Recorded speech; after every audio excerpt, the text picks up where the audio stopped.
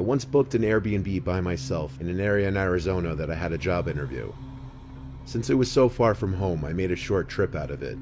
I went with this one specific Airbnb because it was much cheaper than any hotels I could find. It was about half an hour away from where I'd be interviewing for, which was fine with me. It was off some dead-end, secluded road, and it had a nice view of the desert in the backyard. I brought my laptop with me to get work done at my at-the-time current job during the day, so that kept me busy most of the days I was there. I stayed for 3 days. My interview was on the second day that I was there, which was a Tuesday. I would be leaving Friday, so on Monday, the night before my interview, I was practicing interview questions for this specific company, and just generally getting some last-minute knowledge on their firm. I was doing this on my laptop in the living room of the little house, probably around 9 p.m., when there was a tap at the window. I say tap because it wasn't exactly a knock. It sounded more like it could have been someone's finger. My head, of course, swung to the left to look at the window in reaction.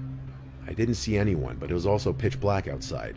I was kind of scared to look out the window, but I had to be a man and just do it. And there was no one as far as the eye could see. Just darkness. Of course, maybe it could have been a bug hitting the window. We've got some pretty nasty bugs here after all. The next day, I got through my interview and thought I did pretty well. So for the rest of my little trip there, I explored different parts of the town in my car, ate at different restaurants, and sat in the backyard and relaxed in the sun. Little did I know, I was likely being watched while I was in the backyard. That night, I was inside watching Breaking Bad on Netflix when it happened again. A single tap at the window. Now it was obvious it wasn't a bug. I was even more disturbed now, but once again rushed to the window. Even though I saw no one, that didn't mean someone wasn't out there. I checked the windows by the front door, then opened the door and looked outside for a second. Since there was no one there, I went back inside and then went to the back door. I stepped outside onto the back porch and looked out to the desert behind the house. Silence and darkness. And then I heard a click. A sound someone made, like clicking their tongue at the roof of their mouth. It was off in the distance, beyond the light from the house. It was out somewhere in that cold desert. I felt as though someone could be hiding behind any number of those bushes, watching me and toying with me. I yelled out, and almost as if they did it in response, there was another click. I pinpointed the direction it came from and looked that way. I could see someone now, standing not too far away, dressed in dark clothes, blending into the darkness of the desert. I started walking a little closer, then stopped, realizing I didn't want to get any closer to that person. I called out, "You're on private property. I'm going to call the cops if you don't leave." And I saw the person eerily quickly walk away. I theorized it was the Airbnb owner, but obviously that was a stretch and I didn't really know what to actually think. The night following, I was in my bed on my laptop watching Breaking Bad again before going to bed. I think I watched 2 episodes, so I was doing this for about an hour and a half. I didn't hear any noises in the house, though I was definitely giving thought to that encounter from earlier while watching the show. When I finally turned off the light in the room and tried to fall asleep, within 10 seconds, there was a click sound again, muffled from the inside of the closet. I looked at the closet door, which was open just a crack. Then, a pretty natural response, I sprang off the bed, still in my PJs, and ran to the car. I sat in the driveway with the car running, and I called 911. I stared at the house as I spoke to the dispatcher, waiting to see if someone would come out, because all of my stuff was still in there. A police car arrived, and upon entering the house, we did a quick investigation of the house together. It was very small with not many places to hide. Conclusively, I still packed my stuff and left that place that night for a nearby hotel. I contacted both Airbnb and the host, and I was only able to get a partial refund for my stay. I still think it may have been the host of the Airbnb. I mean, who else would have access to the house? There were no signs of forced entry, which leads me to believe whoever it was may have had a key. But maybe I'm wrong.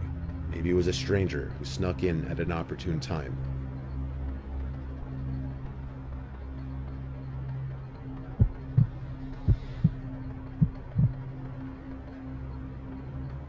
My wife Cheryl and I have been together for 10 years, and we got married 2 years ago. We just got a house together not even a month ago, and things couldn't have started on a worse note. We moved to a small inland town of Georgia called Waycross. That's all the details I'm giving though, to avoid any more possible issues. We're on a quiet street with a big property that sits in front of a medium-sized patch of woods, which was one of the factors that really appealed to my wife and I. We plan to adopt a dog and raise kids here, so we wanted a big property for the dog and kids to play around on. We both work similar shifts. I get home around 5 and she gets home around 6 most of the time. The first 2 nights in the house went completely normal. It was the weekend, so we spent our entire days unpacking. It wasn't until Monday night, when we were both in bed, only having turned the lights out maybe 20 minutes ago, that outside from the backyard, there was the sound of this blasting music. Our nearest neighbors on either side were spaced out enough where we couldn't mistake music from their yards being in our yard. It was definitely in our backyard, and it wasn't party music or anything like that.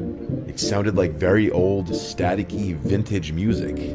The windows were shut, so after my wife and I exchanged horrified glances at each other and wondered where the music could be coming from, I opened my window on my side of the bed, and it was much clearer.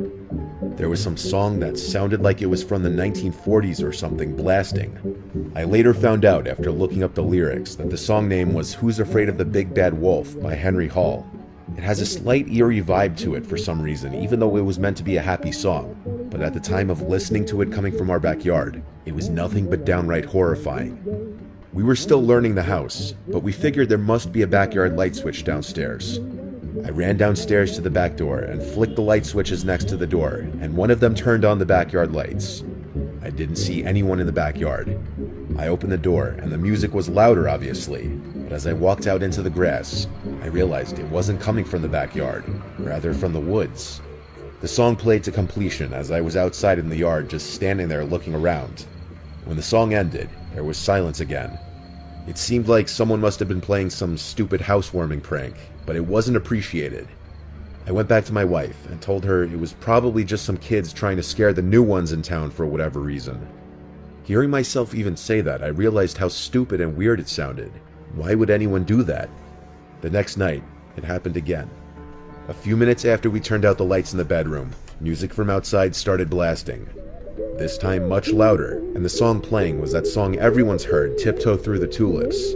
Cheryl and I once again looked at each other, this time in genuine disgust and worry, because we had hoped it was just going to be a one-time thing, but it was happening again. I looked out the window, and this time I could see something on the grass. It wasn't a person, but there was definitely something out there. I told my wife I was going to check it out. She said we should just call the cops, and I said yeah, we will in a second. I went out there with this mindset that I need to establish I'm the man of the house, not just to my wife, but to whoever was thinking they could mess with us just for being the new people on the block. When I was in the yard, I saw the object in the grass was smaller than I had thought, but the blaring, creepy song was coming from it. I realized it was an old radio. I turned it off and looked up at the window at my wife who was watching, and I held it up, yelling that someone left it there to scare us with the music. What she did next was not something I expected in response to that. She started screaming my name to run inside. She kept screaming, "Run."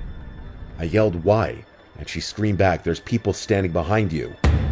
This statement made my heart skip a beat, and I turned around to face the woods. I saw 3 figures standing like 6 feet apart from each other, clearly facing my direction. They weren't running at me, they were just standing there. I yelled, "Oh shit," and ran back inside the house, slamming the door behind me. My wife was upstairs, hysterical, crying already. I told her I'd call the cops, and I did. They arrived thankfully not that long after. All the while, we were scared to hear knocks at one of the doors or windows.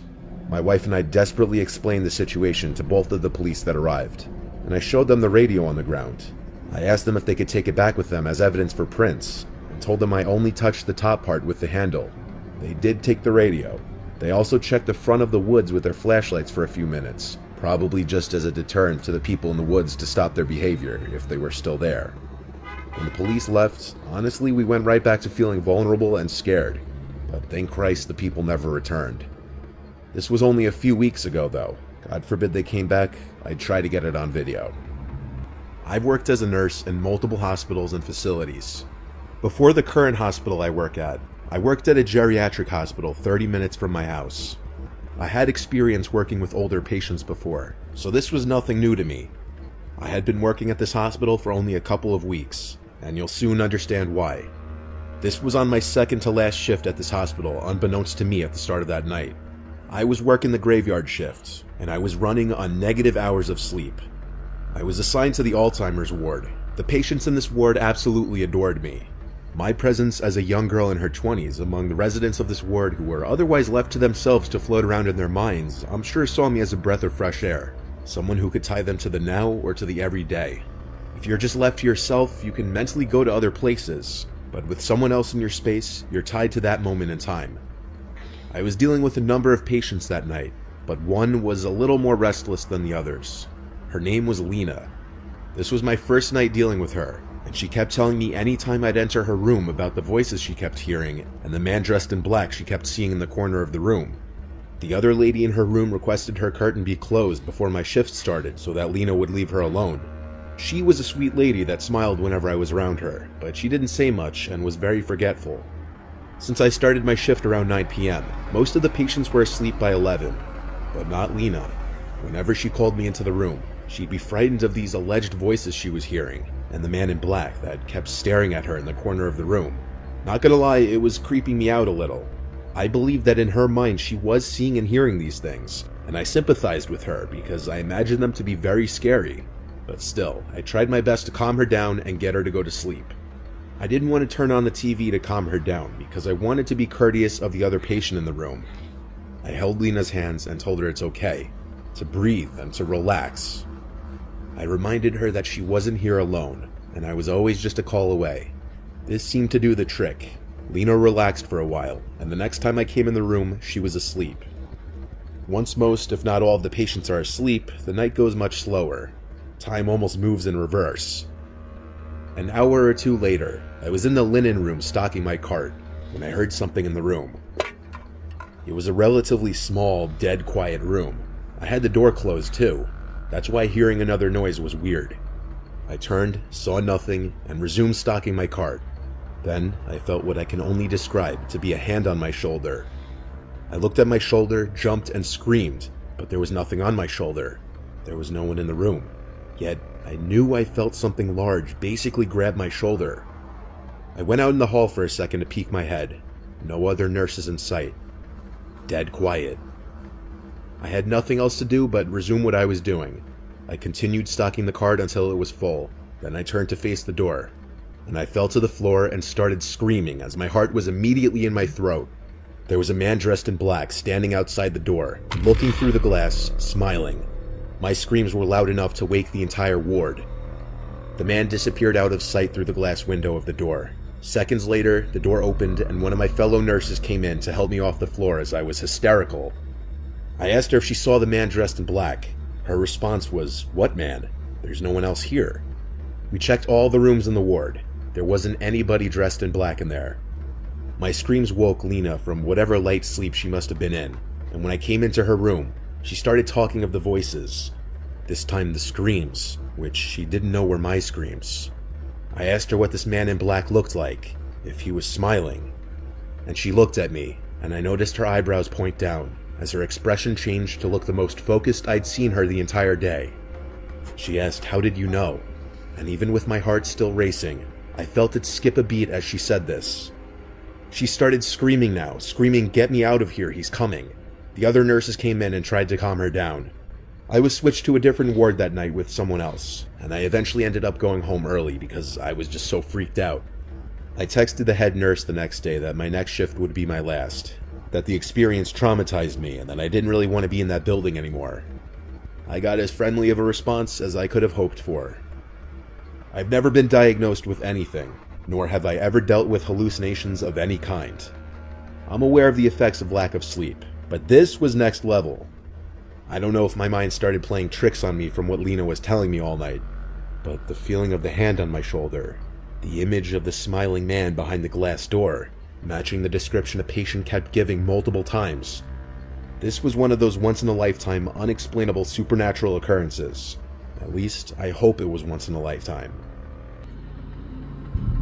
I was driving home from work one night, taking my usual route home. I got out at midnight, so it was probably 12:15ish at this point. My town is pretty quiet and boring. A lot of woods everywhere, and not a lot of people or houses. I was on this road not far from my house with a cornfield on one side and a patch of woods on the other. It was midsummer and like 75 degrees, so I had my convertible top down.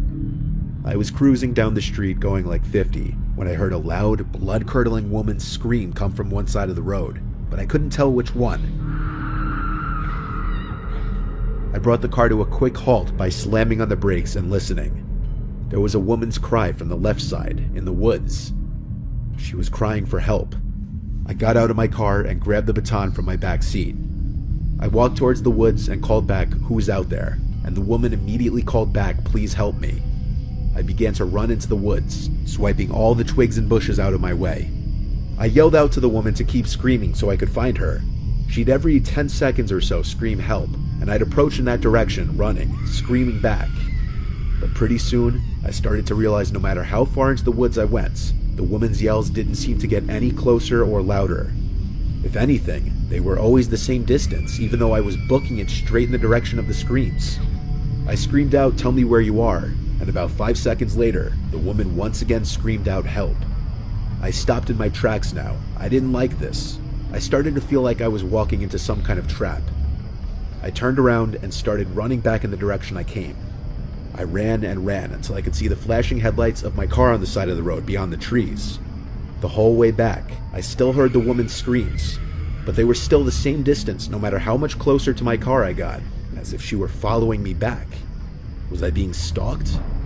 I got in my car and just drove out of there, completely freaked out. I called 911 to report it to the authorities in case they'd want to investigate it. I wasn't sticking around there though, I was tired. After telling a few friends and family about the strange encounter, I was ready to move on with my life. But a week later, I saw something on the news that made me sick to my stomach. The dead body of a 30-something-year-old woman was found in the woods by a man hiking with his dog. Oddly, there were no signs of foul play. The location that the body was reported to have been found was the same general area where I heard the screams. While that patch of woods is very big, I can't help but feel that would be a huge coincidence.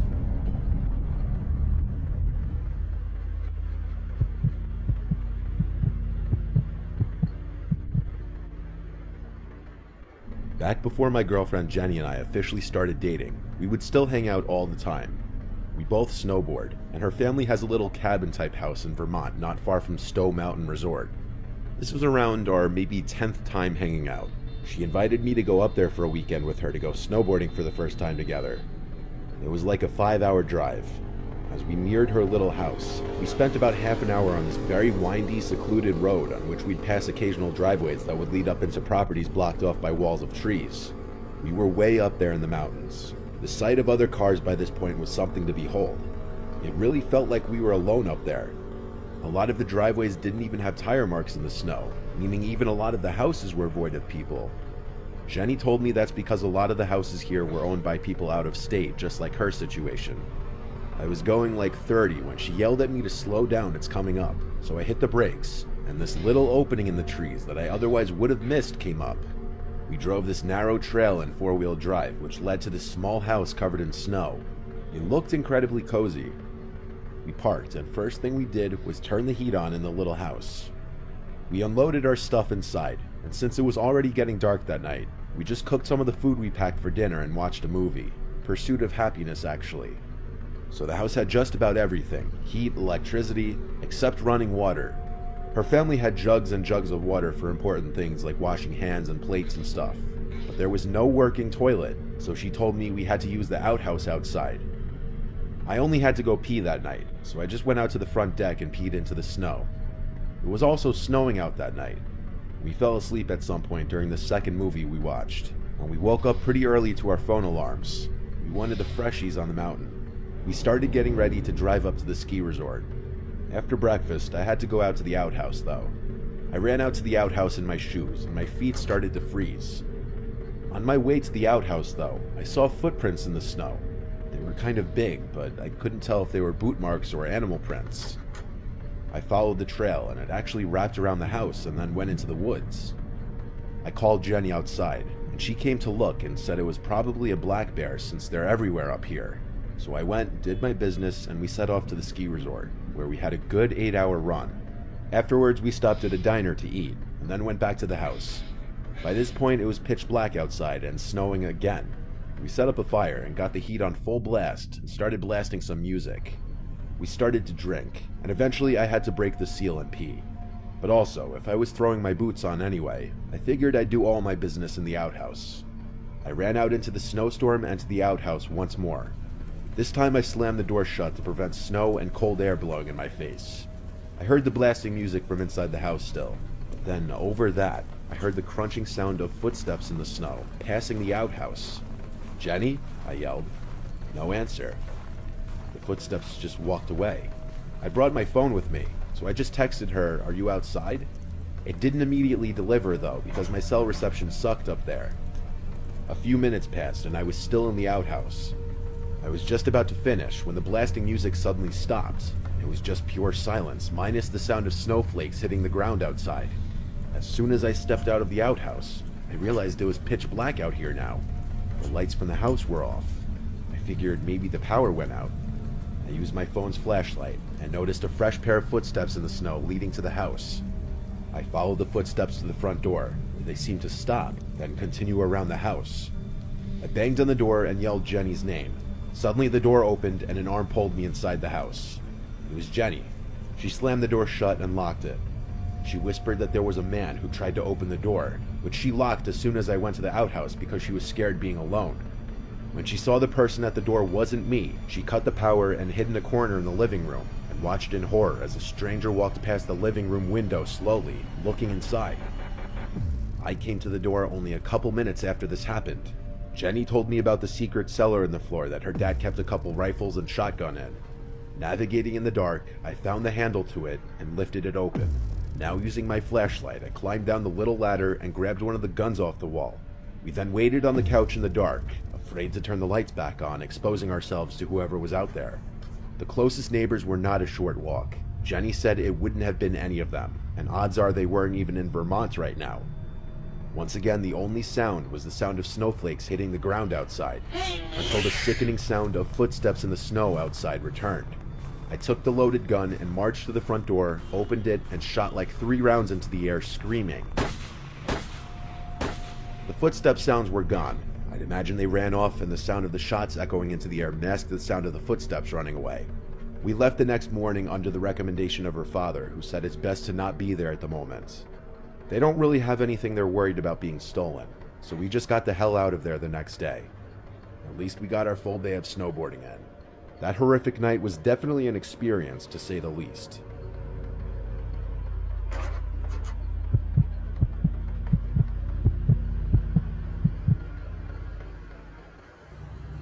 My name is Howard. I'm 25 years old, and I live on my family's farm.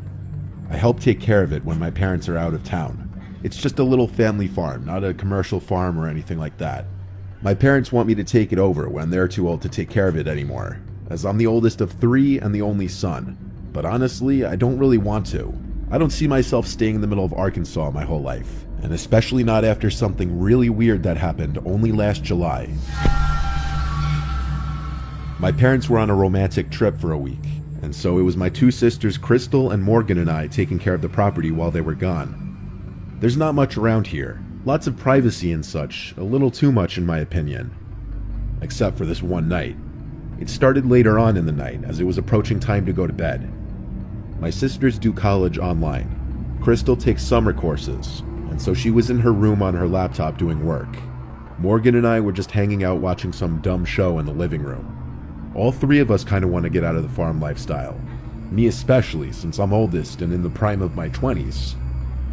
One dreaded part of farm life is the predators, though. Not just the animals that come and eat your produce, but the people that come and steal from you. Believe it or not, it happens. It hasn't happened many times to us, but it does happen. We have a few guns in the house for this exact reason. Our 2 dogs outside suddenly started going crazy in the backyard. Something spooked them for sure. I first thing went outside to the yard to see what they were barking at. They both were looking in the direction of the crops, going crazy. I yelled at them to shut up, and they went quiet. I stepped right in front of the crops and listened. I heard a whistling from inside of the cornfield. It was undoubtedly a human's whistling. This was the first time I was experiencing a trespasser on the property with my dad not here. I had to hurry inside to get one of the guns. The dogs started barking again. I told my sisters that someone's outside in the cornfield and I had to go chase them away. They both said that was a terrible idea to go run into the cornfield in the dark, and they knocked some sense into me when I realized they were right. I also realized how downright terrifying that would be. So instead, I went out back to the dogs once more going crazy, barking in the direction of the crops. I aimed the gun into the air and fired off a shot which echoed into the night, silencing the dogs. I also was on some kind of power trip in the moment and screamed out to get off our land as loud as I could. I felt that would have done the trick and went back inside. My sisters were both laughing, which caused me to laugh too, but our little laugh amongst each other didn't last long, because the dogs started going crazy again, even crazier this time. I went back outside, ready to do the same thing again, but I felt my heart skip a beat when I saw the guy standing about 20 feet from the dogs, right in front of the cornfield. He looked at me and I screamed, "Hey," at which point he ran into the cornfield. I started running over and fired another shot into the air. I stopped by the dogs. There was no chance in hell I was going in there. I wasn't about to leave the dogs out here either. I unclamped their chains from the hooks and brought them inside the house. I told my sister someone was sneaking around in the cornfield. So what did we do? We called our dad. He told me I had to be the man of the house and protect my sisters. He recommended I fire another warning shot outside if whoever it was came back. After this, we all just gradually went to our respective rooms. My sisters each brought one of the dogs in their rooms, and I brought the gun in my room, just because we were all a little spooked by this. I had the window open, and as I was laying in bed watching a movie on my laptop, I heard a whistling from outside. I hurried to the window and looked out to see someone slowly walking in the grass. Then, like he had some sixth sense, he stopped walking and turned to look at my window, still whistling. This jerk was obviously trying to mess with us and scare us. A very stupid idea when I already made it clear I had a gun. I ran to grab the gun off the bed and aimed it out the window. I shot at the grass a few feet away from him, purposely missing, of course. This cut his little horror movie act short, and he ran out of view of my window towards the front of the house. This time he didn't come back. He'd have to be a fool to come back after that. I obviously told my sisters why I shot, and I assured them he would not be coming back. We never found out who it was or why. It could have been some teen or multiple teens just trying to scare some innocent farmers for fun, or it could have been an actually dangerous person. I used to work as a night restock worker at a supermarket in a somewhat rural town. The store was called Great American. It was the biggest and best supermarket in the area. My shift would be as soon as the store would close at 10. I'd work from 10 p.m. to 3 a.m. the latest, restocking the shelves and organizing everything before the next operating day. I of course had the keys to the store for the after hours. It would be a team of two, myself and one other, either Terry, Carter, or Alfonso. Tonight I was supposed to be working with Terry. I arrived to the store and let myself into the back where all the inventory yet to be stocked was. I started my work using the pallet jack to bring a whole pallet of boxes out to the shopping floor. I started with the bread and nuts aisle, rotating the older loaves in the front and putting the newer loaves in the back. Halfway through, I realized I hadn't seen Terry yet. I walked to the back area of the store where the inventory was, where we'd leave our belongings. He wasn't back there yet. I left the back door cracked open with a door stopper for him when he would show up. So I went back to work for another half hour, and with still no sign of Terry, I once again went to the back of the store. He wasn't in there, but I noticed the back door was shut. I assumed that meant Terry was here somewhere. I went to open the back door and saw the door stopper was outside, which I thought was weird that he kicked it outside instead of bringing it in. I called Terry's name and it echoed through the room. He didn't call back, so I decided to call him. He picked up, sounding like he was in bed, and I asked him if he was at work. He said he wasn't coming in tonight because he was sick. Suddenly I got the chills. I told him someone kicked the door stopper off the door, and he said it could have just come undone itself. Nobody else was scheduled to work that night. I told him feel better, and we hung up. I wasn't sure if I was convinced that the door stopper came undone itself, because I kicked it under the door pretty tightly. I did a quick look around just to make sure no one was in the back of the store, and when I didn't see anyone, I went back to work, though I felt a slight sense of unease the whole time. I was stocking the remainder of the bread when I heard a loud sound echo from across the shopping floor. Okay, now someone had to be in here. I got off my knees and went to the middle aisle that intersected all the other aisles. I looked straight down the aisle and stood there for a hot second, and all the way on the opposite side of the store in the dairy aisle, a man dressed in black walked past the middle aisle, looking down in my direction. I felt my heart drop. It felt like that scene from the movie Signs where the alien walks past the birthday party. I had to think logically, that maybe this was someone else filling in for Terry's shift that our boss didn't tell me about. I started to speed walk down the center aisle and yelled "excuse me" very loudly. I looked to the left down every aisle I passed since he went towards the front of the store. In one of those aisles, he was waiting at the end of it, standing there fully facing my direction. When he saw me, he walked out of sight in the direction I was just coming from. I yelled "excuse me" again and started to run down that aisle to catch up to him. I didn't get a good look at his face yet. When I got to the front of the aisle by the cash registers, I looked down the direction he went, and I saw him all the way at the end by the bread aisle. Half his body was hidden behind the shelf. His mouth was hanging open, and he started to wave me over, but he didn't say anything. His face was freaking me out. I attempted one more time to speak to him and said, "Who are you?" And he disappeared behind the shelf. I wasn't being paid enough for this. I went outside to sit in my car and call my boss. He picked up and I told him there was some random freak roaming around the store. He told me to get him out of there if I can, or call the police to get him out. I was not going to attempt to physically remove a crazy person from the store, so I called 911. I waited in my car until a police car showed up. I greeted the officer and asked him to follow me inside. We walked around the place looking for the man, and we saw him at one of the aisles again, creepily standing there again as if playing a game. When the police officer commanded him to come here, he actually listened. He was put in handcuffs, and he was the strangest man I'd ever seen. He kept smiling and looking at me non-stop, licking his lips. He had huge bags under his eyes. The only words he spoke were when answering the police officer, saying he was looking for a snack. I didn't like the way he was looking at me as the police officer was walking him back outside to his car. It was this menacing, threatening smile that I haven't forgotten to this day. I continued my work after that. Needless to say, I never left any of the doors open again. A long time ago, I'm talking like 8 years ago, two friends and I, James and Sean, did something really stupid. But at the time, doing stupid things was what we did to pass the time. We're not really friends with James anymore, but Sean and I still talk often, and so oftentimes we'll talk with each other about this story. We were 19 years old. We lived in bumfuck New Jersey. Lots of vacant houses in our old town. And atop a hilly road not far from our houses was an abandoned church. Locals knew about the church. It was on a closed-off road, and it had been abandoned for many years. I'm not sure if it's still standing or what the current state of it is, as I live in Florida now. But James, Sean, and I, being the troublemaking thrill-seekers we were, came up with this genius plan of bringing a Ouija board to the church late one night. This was October, so I guess we were doing it in honor of spooky season. Sean had the Ouija board in his closet, so he brought it. I drove the three of us, so I first picked up James, then Sean, and we just drove straight towards the church. Since the road up the hill to the church was literally blocked off, we had to park on the side of the road and walk from there. We followed the road up the hill to the church, using one flashlight at first, so as not to overdo it and draw any possible attention. But once we were atop the hill, we pretty much all three of us turned on our flashlights.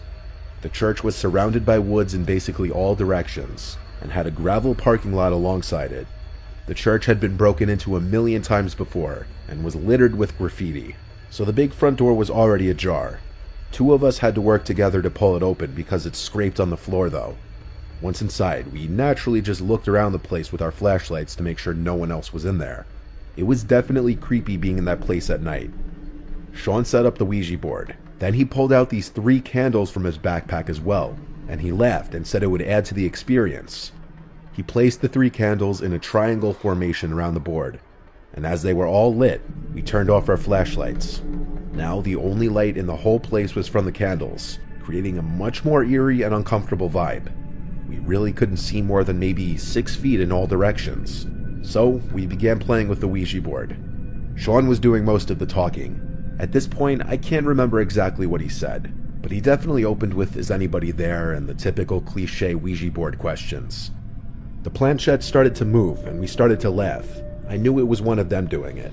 I feel like it's not possible to play with a Ouija board with your friends without someone jokingly moving around the planchette.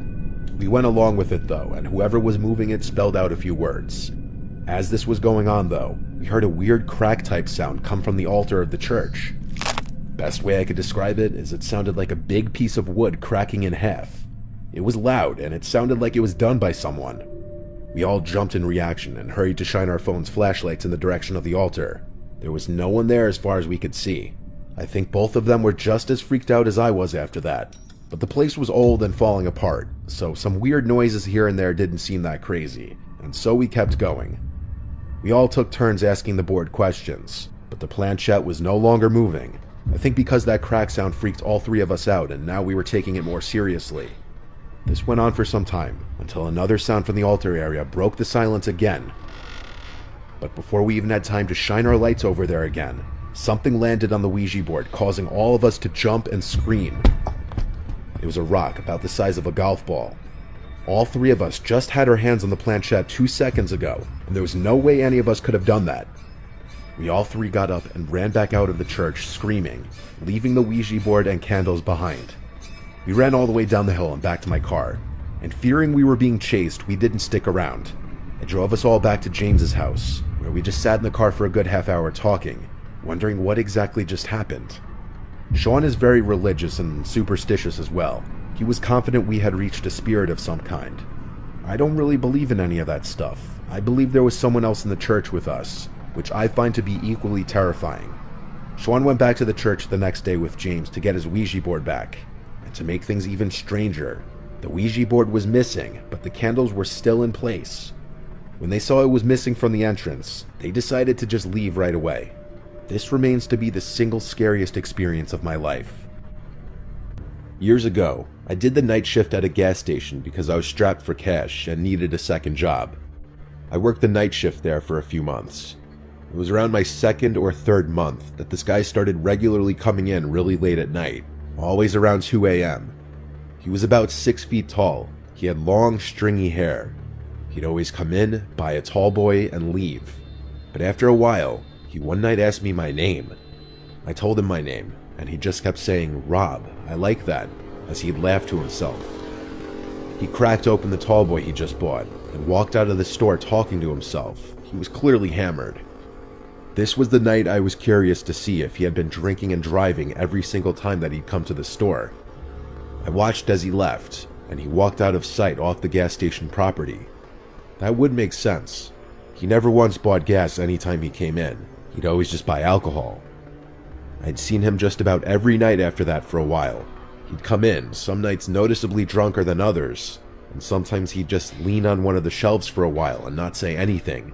He'd always greet me with a "Hey Rob" anytime he'd come in.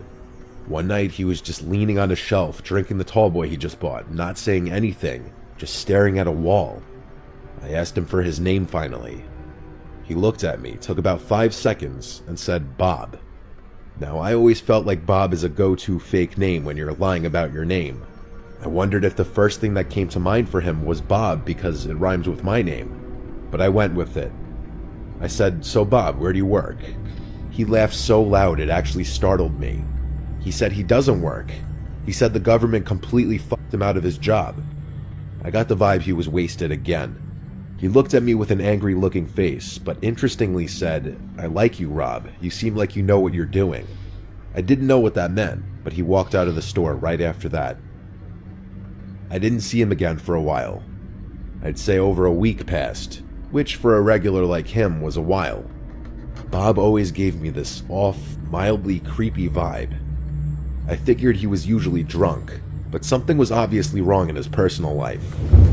Well, one very stormy night, with less customers than usual, likely because of the storm, I heard the ding of the front door as someone entered, and I swear before looking I imagined it to be Bob, and when I looked, I was shocked to see it was actually him. But it was a much scarier version of Bob. He was completely soaked. He wasn't wearing a rain jacket or using an umbrella. He was just in a dark shirt and jeans. His long hair was drenched, and he was just standing by the door, looking straight ahead at the wall. He looked like he was angry, and yet his mind was elsewhere, like his thoughts were running. The way he was standing there blankly, staring at nothing, completely soaked, it was freaking me out. I said, "Bob, are you okay?" He didn't turn his head or move. He stood still and said, "I did something really bad." I asked, "What did you do?" He then looked at me, said, "I need somewhere to hide," then walked past me at the register towards the little restroom hallway. He disappeared behind the wall, and and I heard one of the doors open and close. I was genuinely getting uncomfortable with Bob now. I didn't enjoy his presence whenever he was in the store, and tonight something was extra off about him. He seemed like a zombie, and that "I did something really bad" comment was incredibly creepy. Some time passed, and Bob never came out from the bathroom. I assumed he was wasted again, probably passed out or puking. Either way, I didn't want to intervene. And then, the next thing I remember, the lights to the place cut out, and the store was completely dark. I was standing in a pitch-dark gas station during a major storm with an unhinged drunk man. I used the flashlight from behind the counter to make my way towards the back of the store by the inventory storage and the panel board. The door to the back was in the same little hallway as the restrooms. As I walked by the two restroom doors, both of them were ajar, and Bob wasn't in either of them. I went through the door to the back. I was planning on going straight to the panel board, but I stopped when I heard a slight dripping in the room somewhere, and the squeaking of wet shoes. My heart sank into my stomach. I said "Bob" in a very weak and scared voice. I heard squeaks right to my left. When I pointed my flashlight in that corner, there was Bob, with his eyes opened wide, and he lunged at me and started screaming, "I'm gonna fucking kill you." I pushed him off of me as he was clawing at my back. I ran back through the door to the front of the store. He didn't follow me. I grabbed my rain jacket and ran straight to my car. I sat in my car as I dialed 911 and spoke to an operator. I stayed on the line with her, and it didn't take long for a couple police officers to arrive and go inside with me. Bob was still hiding in the back room, huddled in a corner, apparently like some rabid creature. His pupils were huge. I only noticed it then. He was on something. They took him to the station after I told them that he lunged at me, threatened to kill me, and stated that he did something really bad earlier. I found out over a month later that this Bob guy's real name was Martin. He had brutally beaten his ex-wife to death. It might have happened on that same night that he came into the gas station. Long story short, I never wanted to work another night shift at any job ever again after this night. When I was 19 years old, I was still working at a nearby pizza place to help pay for food and gas and stuff. The job was always pretty easy, just taking the order, boxing up the food when it's done, putting it in a bag, and driving it to the given address. I'd done it a million times before, and nothing weird ever happened. It was very repetitive. Tips would usually be around $3 to $5 depending on the distance. Sometimes more generous people would give 10 or more though. I remember this order was just a chicken parm hero and a regular slice. Smaller orders like this usually yielded lesser tips, but I didn't have a choice in which deliveries I did. I was on my way to the address, and of course, the house was apparently on a dead-end block. This block had a more rural feel to it than the rest of the neighborhood. One of the houses had an RV sitting on the grass with a small patch of woods next to it. The other houses looked like little farmhouses. There was a lot more space on this particular street. And then I pulled up to the address. It was this small, weird-looking house with a huge property, though. It sat next to what appeared to be an abandoned house with overgrown grass and shrubs. It was probably around 6 p.m. and it was getting pretty dark out, so it was around the time people would start putting on their lights inside their houses. But all the lights in the house were off, and I noticed the front door seemed cracked open. I began to walk over to the front door, and I heard a piano being played. It sounded like it was a couple rooms away at least, muffled by some walls or a door or something. I knocked on the door and then rang the bell after a few minutes, only the doorbell didn't work. The piano was still playing. I felt weird just walking in, so I walked around the property towards the back. The backyard was a literal mess, things scattered all over the grass. I even saw a broken, rusty chain-link fence just sitting in the middle of the yard. I went to the back door and knocked really loud. I looked through the glass of the door and saw nothing except for what looked like a really messy storm room. Clearly these people were not neat freaks, to say the least. When nobody answered the back door either, I went back around front and called one of the guys at the pizzeria to confirm the address with him. He took a second to check what he wrote down, and he confirmed that I was at the correct address. So I went back to the front door, pushed it open, and heard the creepy sounding piano music still playing. I yelled, "Pizza's here." The piano stopped. Someone yelled, "Over here." Then the piano resumed. They were playing this simple yet creepy repetitive song as if on loop. There were also no lights on in this house, so it was almost hard to see in there. I walked straight, getting closer to the sound of the music. The smell inside the house was very musty and off-putting. When I got halfway into, I guess what you'd call the foyer, I felt very uncomfortable. I wasn't going to go any further. I yelled, "I'm by the front door, sir." The music stopped, this time for good, and now there was just silence. I backed towards the door again so that I would be closer to the outside. I was expecting to hear footsteps coming towards me, but no, it was just dead silent. I said, "Sir?" And a voice from another room said, "Yes, sorry, I have trouble walking. Could you just bring it in here, please?" I asked, "What room are you in, sir?" And he took a moment to answer back, "If you just walk through the living room, I'm in the dining room." There were no directions on the phone to do any of this, so this was very strange. I thought for a second about my next course of action. I felt bad leaving in the case that this was some old, feeble man just living in a messy house. I started walking through the living room, and there was an opening that led to what I presumed to be the dining room. Me being my overly cautious and paranoid self was still suspicious. Instead of walking straight into the dining room, I peeked around the wall just enough for one eye to see into the room. I saw the piano, but there was no one sitting at it. I also didn't see anyone in the entire room. With that, I quietly but quickly walked back towards the front door, shut the door behind me, and drove back to the pizzeria. I explained that I got a sketchy vibe inside the house. My boss was completely understanding, especially when the alleged customer didn't call back asking why I left. That said everything. I didn't really understand the logic in trying to commit a robbery in your own house, and nor did my boss or coworkers. So later that night after work, I looked up that address, and that house was foreclosed on months ago, and it had been vacant. When I told this to everyone, they had the same mouth-dropping reaction I did. I was truly mere steps away from probably getting robbed. That, or someone was trying to play a horrible prank on an unsuspecting pizza delivery guy.